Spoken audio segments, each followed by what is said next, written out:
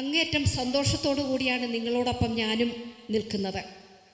ഒരു രാഷ്ട്രീയ മാറ്റത്തിൻ്റെ കാര്യം എന്താണെന്നുള്ളതിനെ സംബന്ധിച്ച് കഴിഞ്ഞ ദിവസങ്ങളിലൊക്കെ വിശദീകരിച്ച് കഴിഞ്ഞു. അതേ സംബന്ധിച്ച് ഒന്നും ഇനി ഞാൻ പറയാനായിട്ട് ആഗ്രഹിക്കുന്നില്ല. അതെല്ലാം ഇവിടെ പറഞ്ഞു കഴിഞ്ഞു.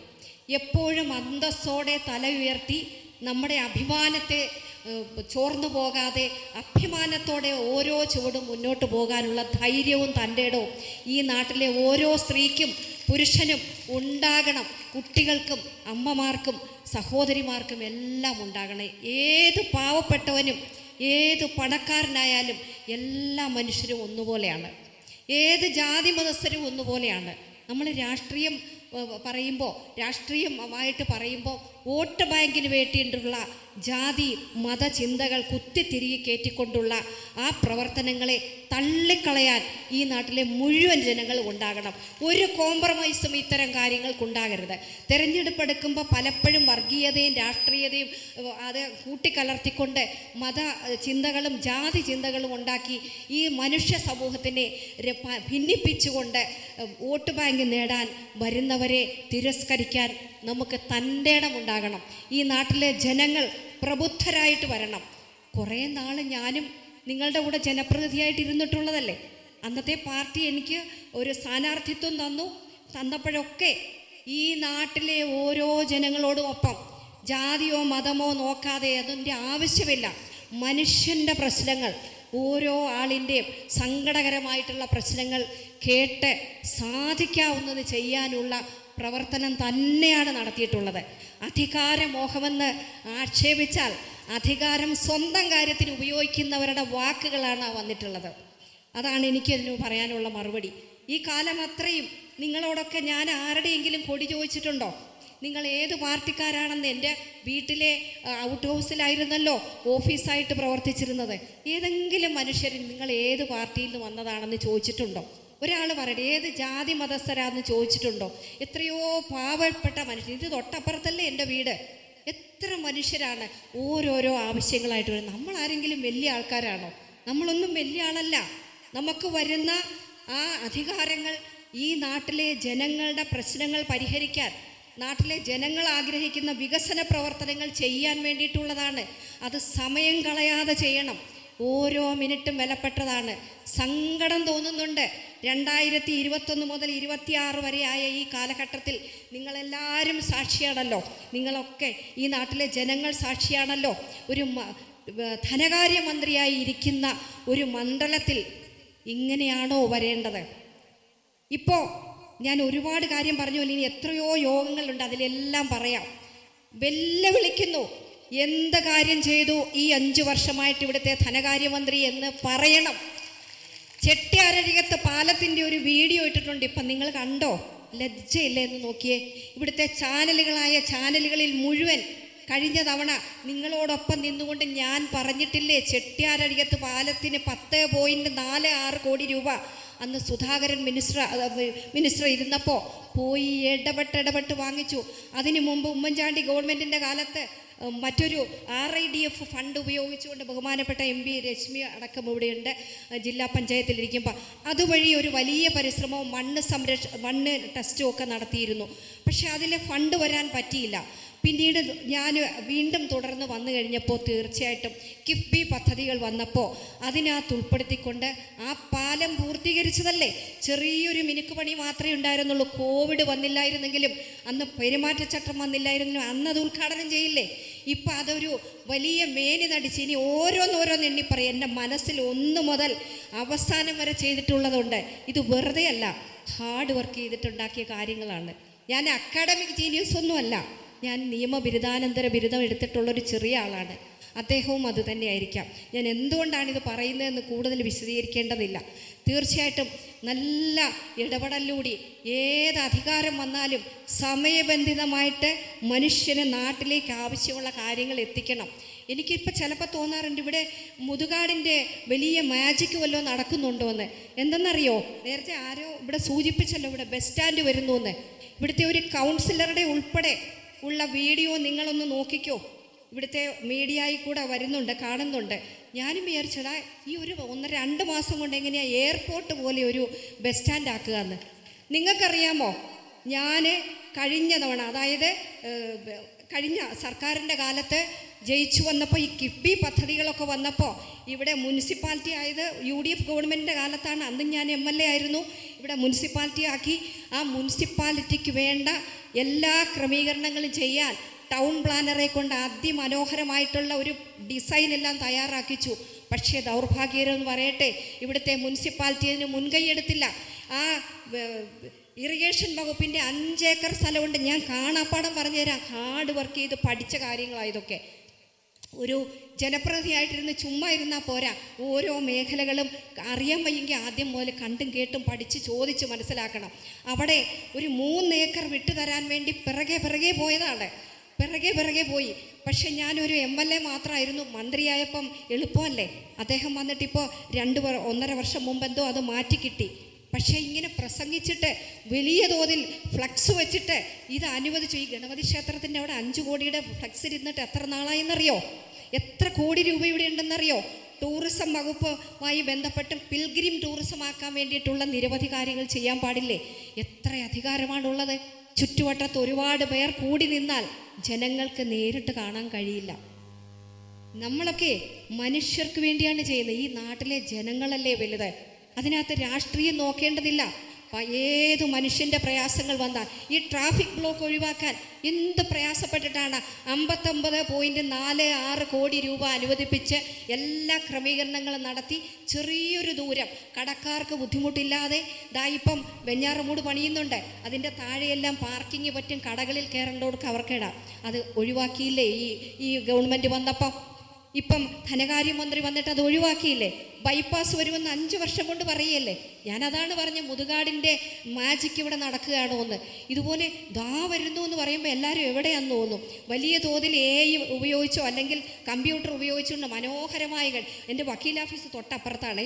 അവിടെ ഇന്നാളെ ഒരു 2-3 കക്ഷികൾ വന്നപ്പോൾ ഈ വലിയ തോതിലുള്ള വീഡിയോ പ്രചരണം കണ്ടിട്ട് എന്നോട് ചോദിച്ചു, മാഡം ഇത് എവിടെയാണ് ഈ കെട്ടിടം വന്നേക്കുന്നതെന്ന്. ഞാൻ പറഞ്ഞത് വരാൻ പോകുന്നത് എൻ്റെ ഒരു ഡിസൈനാണ്. ഇപ്പം വരുന്നു എന്ന് പറഞ്ഞാലേ നടക്കണ്ടേ? ഞാൻ പറയട്ടെ, ആദ്യത്തെ 5 വർഷം ഞാൻ ആദ്യമായിട്ട് MLA ആയി. ഞാൻ തോപ്പിച്ചെന്ന് ഞാൻ പറയില്ല ബാലകൃഷ്ണപിള്ള സാറിന്. ഈ നാട്ടിലെ ജനങ്ങളാണ് തോപ്പിച്ചത്. ഞാൻ അതിനൊരാളായി എന്നുള്ളതേ ഉള്ളൂ. ജയിച്ചു വന്നപ്പോൾ ആദ്യം എന്താ ചെയ്തത്? ഞാൻ ദീർഘകാലം പ്രാക്ടീസ് ചെയ്ത കോടതികൾക്ക് കെട്ടിടം ഉണ്ടാക്കണം എന്ന് വിചാരിച്ചു. എൻ്റെ ഫസ്റ്റ് സബ്മിഷനായിരുന്നു. ആ 5 വർഷത്തിൽ ഇറങ്ങിപ്പോകുന്നതിന് മുമ്പ് അന്നത്തെ 5.25 കോടി രൂപയുടെ 5 നില കെട്ടിടം പൂർത്തീകരിച്ചു. ഇന്ന് എത്ര ജില്ലാ കോടതി അവിടെ വന്നു. വക്കീലന്മാർക്കും കക്ഷികൾക്കും ദൂരെ പോകാതിരിക്കാം. ഇവിടുത്തെ സിവിൽ സ്റ്റേഷൻ അറിഞ്ഞില്ലേ? എത്ര മനോഹരമായിട്ട് തല ഉയർത്തി നിൽക്കുമ്പോൾ അഭിമാനത്തോടെ കാണാൻ കഴിയും. എന്ത് ഹാർഡ് വർക്ക് ചെയ്തെന്ന് ആലോചിച്ച് നോക്കിയേ. ആദ്യത്തെ ടേണിൽ 5 വർഷം കൊണ്ട് അവിടുത്തെ സകലമാന താലൂക്ക് ഓഫീസ് ഉൾപ്പെടെയുള്ളത് മാറ്റി സ്ഥാപിക്കുക എന്നുള്ള ഏറ്റവും വലിയ കഠിനമായ പ്രവർത്തനമാണ് ചെയ്തത്. എല്ലാവരെയും ചേർത്തുകൊണ്ട് അതെല്ലാം ആക്കി സൈറ്റ് ക്ലിയർ ചെയ്തു. കോടതി സമുച്ചയത്തിന് ഞാൻ ദീർഘിപ്പിച്ച് പോവുകയല്ല. ഇങ്ങനെ ഓരോന്നോരോന്നും എനിക്ക് എവിടെ എഴുതി വയ്ക്കണ്ട, എണ്ണി അതിൻ്റെ എമൗണ്ട് അടക്കം പറയാൻ എനിക്കറിയാം. ഈ നാട് തന്ന സ്നേഹമാണത്. കക്ഷി രാഷ്ട്രീയത്തിന് അതീതമായി എല്ലാവരും ചേർന്ന് തന്നെ ശക്തിപ്പെടുത്തിയതാണ്. പക്ഷെ ഞാൻ ചെയ്യേണ്ട ജോലി ഞാൻ ചെയ്താലേ പറ്റുള്ളൂ. ആ ജോലി എനിക്ക് ധൈര്യമായിട്ട് നിങ്ങളോട് പറയാം. ഇപ്പോൾ ബാലകൃഷ്ണപിള്ള സാറൊക്കെ എത്രയോ വർഷം ഇവിടെ മന്ത്രിയായിട്ടും ഒക്കെ ഇരുന്നു. ഞാൻ അങ്ങനെ ഒന്നുമില്ല. നിങ്ങൾ ജയിപ്പിച്ചു തന്ന ആ പദവിയിൽ ഇരുന്നു കൊണ്ട് ഫസ്റ്റ് ടേണിൽ തന്നെ ഇവിടെ ഒരു ഫയർഫോഴ്സ് ഉണ്ടായിരുന്നില്ല ഈ കൊട്ടാരക്കര മണ്ഡലത്തിൽ, അറിയാവോ? അത് കൊണ്ടുവന്നില്ലേ? ഷോപ്പിംഗ് കോംപ്ലക്സ് ആ ബസ് സ്റ്റാൻഡിൽ. അപ്പോൾ എല്ലാവരും ആദ്യമൊക്കെ ഇത് വരാൻ പോകുന്നുണ്ടോ എന്ന് കളിയാക്കിയവർ തന്നെ അതിൻ്റെ ഉദ്ഘാടനത്തിന് വന്നു. അന്ന് VS സർക്കാരിൻ്റെ കാലത്ത് മുഖ്യമന്ത്രി തന്നെ വന്നത് ഉദ്ഘാടനം ചെയ്ത് പ്രവർത്തനം ആരംഭിച്ചു. ഇങ്ങനെ എത്ര കാര്യങ്ങൾ. സ്കൂൾ കെട്ടിടം, ബോയ്സ് ഹൈസ്കൂളിൻ്റെ കെട്ടിടത്തിൻ്റെ ഒരു മൾട്ടി സ്റ്റോറി ബിൽഡിംഗ് അന്ന് പണിഞ്ഞു. ഇങ്ങനെ പുത്തൂര് എല്ലായിടത്തും, കൊളക്കട, പല സ്ഥലങ്ങളിലും ടൂറിസം പദ്ധതി ഉമ്മൻചാണ്ടി ഗവൺമെൻറ് എന്നോട് മന്ത്രി പറഞ്ഞിട്ടുണ്ട്, സോഷ്യൽ മീഡിയയിൽ കൂടെ പറഞ്ഞു, ഐഷ പോറ്റി പറയണം LDF ഗവൺമെൻറ് വന്നപ്പോഴല്ലാതെ എന്തിവിടെ ചെയ്തു എന്ന്. എത്ര കാര്യങ്ങൾ പറഞ്ഞു തരാമെന്നറിയട്ടെ. റൂറൽ SP ഓഫീസ് ആദ്യ ടേണിൽ കേരളത്തിൽ 2 അനുവദിച്ചപ്പോൾ തൃശ്ശൂരും കൊല്ലത്തും വന്നപ്പോൾ അത് കൊട്ടാരക്കര കൊണ്ടുവന്നു. പറയണം, ഇവിടെ ഒരു വിജിലൻസ് കോടതി വന്നിട്ട് കൊട്ടാരക്കരയ്ക്ക് അനുവദിച്ചത് കൊല്ലത്തിന് പോയി. ഇപ്പം ആലോചിച്ചോണം. അപ്പോൾ ആ റൂറൽ SP ഓഫീസിനെ അനുവദിച്ചു കഴിഞ്ഞു. ആ കാലാവധി കഴിഞ്ഞു. 2011 അനുവദിച്ചു. അദ്ദേഹം വന്ന് നമ്മൾ ഇവിടെ ഫംഗ്ഷൻ തുടങ്ങി. പക്ഷേ അതിന് സ്വന്തമായിട്ട് സ്ഥലം വേണം. അതിന് KIPയുടെ 3 ഏക്കർ 10 സെൻറ്റ് സ്ഥലം വിട്ടു തരാനുള്ള എല്ലാ നടപടികളും സ്വീകരിച്ചത് ഉമ്മൻചാണ്ടി ഗവൺമെൻറ്റിൻ്റെ കാലത്ത്. അന്ന് രമേശ് ചെന്നിത്തല അദ്ദേഹം ആഭ്യന്തരമന്ത്രിയായിരുന്നപ്പോൾ ആ രേഖ പരിശോധിച്ചാൽ അറിയാം. അത്രയും സ്ഥലം എന്ത് പാടുപെട്ടെന്നറിയോ. മുൻ MLA രാഘവൻ സഖാവിൻ്റെ ചേട്ടൻ അടക്കമുള്ളവരെ ക്വാർട്ടേഴ്സിൽ നിന്നെല്ലാം ഒഴിപ്പിക്കണം. ഒന്ന് ആലോചിച്ച് നോക്കിയാൽ ഞാൻ അനുഭവിച്ച മാനസിക വ്യഥ. എല്ലാവരുമായിട്ട് കൂടിയ ഞാൻ തന്നെ ചെയ്തെന്നൊന്നും ഞാൻ പറയില്ല. മുഴുവൻ പേരുടെ സഹായത്തോടെ നിർബന്ധമായിട്ട് ഇത് വരണമെങ്കിൽ അത് ചെയ്യണമെന്ന് പറഞ്ഞിട്ട് എത്ര മനോഹരമായ കെട്ടിടമാണ്. കോവിഡ് വന്നില്ലായിരുന്നെങ്കിൽ കഴിഞ്ഞ ടേണിൽ അതും ഉദ്ഘാടനം ചെയ്തേനെ. ഏറ്റവും മോഡലായിട്ട് സിവിൽ സ്റ്റേഷൻ 4,65,000 ലിറ്റർ മഴവെള്ള സംഭരണി ഇവിടെയുണ്ട്. നിങ്ങൾക്കറിയാമോ അതെവിടെയാന്ന്? ഇപ്പോൾ സമരം നടത്താനും ധർണ നടത്താനും മനോഹരമായിട്ടുള്ള ഒരു ഷെഡൊക്കെ ഉണ്ടാക്കിയിട്ടില്ലേ? അതിനോട് ചേർന്ന മതിലിനുള്ളിൽ 4,65,000 ലിറ്റർ മഴവെള്ളം ശേഖരിക്കും. സോളാർ പാനൽ വെച്ചിട്ടുണ്ട്. നിങ്ങൾ കയറി നോക്കണം. കേരളത്തിൻ്റെ മോഡൽ സിവിൽ സ്റ്റേഷനാണ് കൊട്ടാരക്കരി. അന്ന് പ്രതിപക്ഷത്തായിട്ട് പോലും ബഹുമാനപ്പെട്ട MP ഒക്കെ അഭിനന്ദിച്ച് നമ്മുടെ ആ ഹാർഡ് വർക്കിനെ അഭിനന്ദിച്ച് ഞാൻ സ്നേഹത്തോടെ ഓർക്കുകയാണ്. അന്നും കക്ഷി രാഷ്ട്രീയത്തിന് അതീതമായി ചെയ്യുന്നതിനെ അംഗീകരിക്കുമായിരുന്നു. അതോടൊപ്പം സ്കിൽ പാർക്ക് ഉണ്ടല്ലോ. ഇപ്പോൾ വർക്ക് നിയർ ഹോം വന്നതിൻ്റെ പ്രാരബ്ധം എത്രയാണെന്ന് മാധ്യമങ്ങൾ കൂടി ഒന്ന് അന്വേഷിച്ചോ. എത്ര പൈസ ചിലവാകും ഓരോരുത്തർക്കൊന്നും അവിടെ ഇരിക്കുന്നതിന്. അത് ബഹുമാനപ്പെട്ട MP അദ്ദേഹം ഇരുന്നപ്പം ദൂരദർശൻ കേന്ദ്രം ഇവിടെ കൊണ്ടുവന്നിരുന്നത് അത് നിർത്തലാക്കി പോയപ്പോൾ ആ കെട്ടിടമാണ് ഇപ്പോൾ വാടകയ്ക്ക് ഗവൺമെൻറ് എടുത്തിട്ട് അവിടെ പ്രവർത്തനം ആരംഭിച്ചിട്ടുള്ളതെന്നാണ് ഞാൻ മനസ്സിലാക്കുന്നത്, വർക്ക് നിയർ ഹോം. എന്നാൽ ഉമ്മൻചാണ്ടി ഗവൺമെൻറ്റിൻ്റെ കാലത്ത് അബ്ദുറബ്ബ് മിനിസ്റ്റർ ഇരുന്നപ്പോഴാണ് അസാപ്പ് ഇവിടെ വന്നത്. വിദ്യാഭ്യാസ മേഖലയിൽ എത്ര തിളക്കമാർന്ന പദ്ധതിയാണെന്നത് അറിയാമോ? ഈ കമ്മ്യൂണിക്കേറ്റീവ് ഇംഗ്ലീഷും കമ്പ്യൂട്ടറും എല്ലാം ഏത് പാവപ്പെട്ട മനുഷ്യനും സൗജന്യമായിട്ട് 100 മണിക്കൂർ പഠിപ്പിക്കുന്ന ആ സ്കീം എത്ര കാഴ്ചപ്പാടോടുകൂടി കൊണ്ടുവന്നതെന്ന് ആലോചിച്ച് നോക്കിയ. വിദ്യാഭ്യാസ മേഖലയിൽ വലിയ മാറ്റം ഉണ്ടാക്കി. അതിൻ്റെ ഭാഗമായിട്ട് അസാപ്പിൻ്റെ ഈ പ്രോഗ്രാം ആദ്യം പൈലറ്റായിട്ട് ഒരു സ്കൂളിൽ പിന്നെ എല്ലാ സ്കൂളിലേക്കും വന്നതിൻ്റെ വലിയ മെച്ചം ഉണ്ടായി. അതിൻ്റെ ഭാഗമായിട്ട് കേരളത്തിൽ 6 സ്കിൽ പാർക്കുകൾ അനുവദിച്ചു. 12 കോടി രൂപയാണ് അതിന്. അന്താരാഷ്ട്ര നിലവാരത്തിലുള്ള സംവിധാനങ്ങളോട് കൂടിയത്. നിങ്ങൾ പോയി നോക്കിക്കോളൂ. കൊളക്കടയിലുള്ള കേരളത്തിലെ 6 അനുവദിച്ചതിൽ ആദ്യം ഉദ്ഘാടനം ചെയ്തത് കൊട്ടാരക്കര കൊളക്കടയിലാണ്. അവിടെ സിംഗപ്പൂറും കമ്പനികളും സിംഗപ്പൂരും അതുപോലെ കേരളവും ചേർന്ന് സിംഗോ സർവ് കമ്പനിയാണ് അത് ചെയ്തിട്ടുള്ളത്. പക്ഷേ ഇപ്പോൾ സിംഗപ്പൂർ കമ്പനി അവിടെ നിന്ന് വിട്ടുപോയി എന്നാണ് അവിടുത്തെ ഒരു സഖാവ് എന്നോട് വിളിച്ച് പറഞ്ഞത്.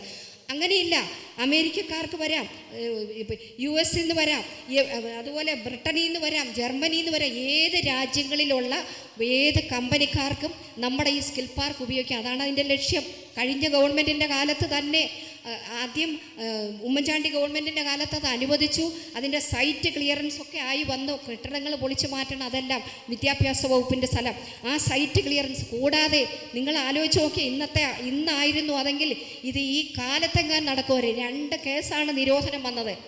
അഭിഭാഷകയായിട്ട് ദീർഘവർഷം ഇരുന്നിട്ടുള്ള അനുഭവം കൂടി ഉള്ളതുകൊണ്ട് ആ 2 കേസുകളും ഇവിടെ ADM-നെ ഉൾപ്പെടെയും വിദ്യാഭ്യാസ വകുപ്പിൻ്റെ ആ സെക്രട്ടറിയെ ഉൾപ്പെടെ വിളിച്ചു വരുത്തി സിവിൽ സ്റ്റേഷനിൽ ഇരുത്തി സംസാരിച്ച് സോൾവ് ചെയ്തു. അങ്ങനെയാണ് അവിടെ പണി തുടങ്ങിയത്. പണി തുടങ്ങാൻ സമ്മതിക്കാതിരുന്നത് അതെല്ലാം യുദ്ധകാലാടിസ്ഥാനത്തിൽ പൂർത്തീകരിച്ചു. നിങ്ങൾ പോയി നോക്കിക്കോ. ഞാനിവിടെ വെറുതെ വാചകടിക്കുകയല്ല. അവിടുത്തെ സംവിധാനങ്ങൾ എന്താണ്? ഏറ്റവും മോഡേൺ ആയിട്ടുള്ള എല്ലാ ഫെസിലിറ്റീസും അവിടെ ഉണ്ട്. പക്ഷേ അത് താഴേക്ക് പോകുന്നുണ്ടോ എന്ന് എനിക്ക് സംശയമുണ്ട്. ഇപ്പോൾ അമേരിക്കൻ കമ്പനിക്ക് റിട്ടേൺ കൊടുക്കാൻ ഇവിടെ ഇരുന്ന് ജോലി ചെയ്യാൻ കുറേ പേർക്ക് കൊടുത്തിട്ടുണ്ട്. ഇതിനേക്കാൾ ഉപരി ഞാൻ ഇരുന്ന സമയം ഇറങ്ങുന്നതിന് മുമ്പ് തന്നെ എത്രയോ പേര് ക്യാമ്പസ് സെലക്ഷൻ കിട്ടിപ്പോയി. വിവിധങ്ങളായിട്ടുള്ള കോഴ്സുകൾ അവിടെ. ചെറിയ ഫീസുണ്ട്, പക്ഷേ സൗജന്യമാണ് SC ST വിഭാഗത്തിലുള്ളവർക്ക്. അതുപോലെ BPL-കാർക്ക് കൺസെഷനുണ്ട്. അത് എല്ലാം വെച്ചിട്ട് നല്ല രീതിയിൽ പഠിച്ച് അവരുടെ കുട്ടികളുടെ സ്കിൽ ഡെവലപ്പ് ചെയ്തിട്ട് അവർക്ക് പ്ലേസ്മെൻ്റ് ആകുക. ഈ സിവിൽ സ്റ്റേഷനിലുണ്ട് career development centre, skill park കൂടാതെ. അതും അന്ന് TP രാമകൃഷ്ണൻ മന്ത്രിയായിരുന്നപ്പം ഉദ്ഘാടനത്തിൻ്റെ ഡേറ്റ് തന്നപ്പോൾ എന്തോ കാര്യത്തെ മാറ്റി വെച്ചപ്പം ഞങ്ങൾ ഇറങ്ങിയിട്ടാണ് വന്നത്. അത് ബഹുമാനപ്പെട്ട ബാലഗോപാൽ മന്ത്രി വന്നു കഴിഞ്ഞിട്ടാണ് അതിൻ്റെ ഉദ്ഘാടനം. പക്ഷേ അന്നേ അത് പൂർത്തീകരിച്ചു. അവിടെ നിന്നിട്ട് സൗജന്യമായിട്ട് 5 പൈസ ഇല്ലാതെ കുട്ടികൾക്ക് ട്രെയിനിങ് കൊടുത്തിട്ട് കമ്പനികളെ വിളിച്ചു വരുത്തിയിട്ട് അവർക്ക് ക്യാമ്പസ് സെലക്ഷൻ കിട്ടിയപ്പോൾ എത്രയോ പേര് പോയിരിക്കുന്നു. ഇതൊന്നും ഞാൻ പറഞ്ഞിട്ടില്ല. ഇനി ഞാൻ കൂടുതൽ നീട്ടുകയല്ല. ഒരു PR വർക്കും എനിക്കുണ്ടായിരുന്നില്ല. ഞാനൊരു പണക്കാരിയേ അല്ല.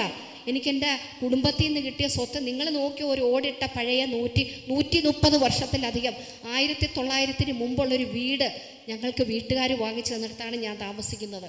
ഇന്നും അങ്ങനെയാണ്. അത് സ്വത്തുക്കളൊന്നുമില്ല, കുറച്ച് കുടുംബ സ്വത്തൊക്കെ ഉണ്ട്, ഏൺ ചെയ്യാനുള്ള സമ്പാദ്യങ്ങളില്ല. പക്ഷേ എനിക്ക് മനുഷ്യൻ്റെ കുറേ സ്നേഹമാണ് എനിക്ക് സമ്പാദ്യമായിട്ടുള്ളത്. ഇതാണ് നമുക്ക് ചെയ്യാൻ കഴിയുക. തീർച്ചയായിട്ടും ഒരുപാട് കാര്യങ്ങൾ ചെയ്യാൻ കഴിയണം. സുതാര്യമായിരിക്കണം ഏത് കാര്യങ്ങളും. നിങ്ങൾക്കൊക്കെ എന്ത് വേണേലും പരിശോധിക്കാം, ഞങ്ങളെപ്പറ്റിയൊക്കെ എത്ര വേണേലും പരിശോധിക്കാം. ഒന്നുമേ ഇല്ല, പറയാനൊരു കുറ്റവുമില്ലാത്ത, ദീർഘിപ്പിക്കാത്തതുകൊണ്ടാണ് പെട്ടെന്ന് ഷോർട്ട് കട്ട് ചെയ്ത് കേട്ടോ. സമയം വളരെയായി, ഇനിയും പറയാനായിട്ടുള്ള ആവശ്യങ്ങളൊക്കെ ഉള്ള കാര്യങ്ങളെല്ലാം ഉണ്ട് എന്നുള്ളത് കൊണ്ടാണ്.